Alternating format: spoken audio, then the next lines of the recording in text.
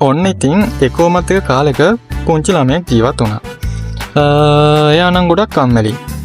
කොච්චර කම්මැලිද කියනවනම් එයාට පවරන එක වැඩක්වත් එයා හරියට කළේ නැහැ. උත්සාහවන්ත උනේ නැහැ. ඉතින් මේ ළමයා අම්මලක තිබුණු සල්ලි හොරකම් කරලා කඩේට ගිහින් ටොෆී කාලා කියලා දැනගත්ත අම්මට නම් හොදටම කේන්ති ගියා. අද ඉඳන් ඔයා හැමදාම පල්ලේ ලිදෙන් වතුර අරන් ඇවිල්ලා මේ අඹ ගහට දාන්න ඕනේ කියලා අම්මා සැරෙන් කිව්වා.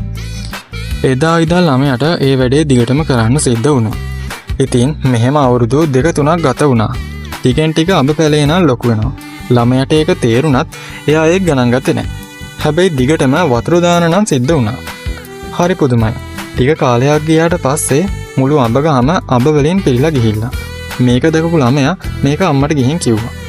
වපුරන තරමට තමා අස්වැන්න ලැබෙන්නේ කියලා අම්මා කිව්වා. ඉතින් මේ පුංචි කතාවෙන් ගන්න තියෙන්නේ අපි මොනාහරි වැඩක් මහන්සිලා කරන තරමටම ප්‍රතිඵලය ලොකු වෙනවා කියන එක. ඒ විතරක් නෙමෙයි.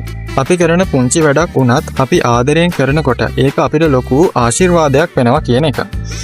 ඉතින් මේ ළමයා ගහේ හැදුණු අඹ අම්මටයි තාත්තටයි යාළුවන්ටයි දුන්නා.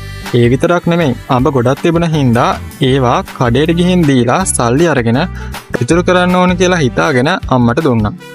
හැබැයි අපි හැමෝටම අමතක වෙන තැනක් ළමයාට නම් අමතකුනේ නැහැ. එයා ගහේ තියෙන ඔක්කොම අඹ කඩන්නේ නැතුව පරිසරයේ ඉන්න සතුන්ටත් ඒව ඉතුරු කරන්න තීරණය කළා.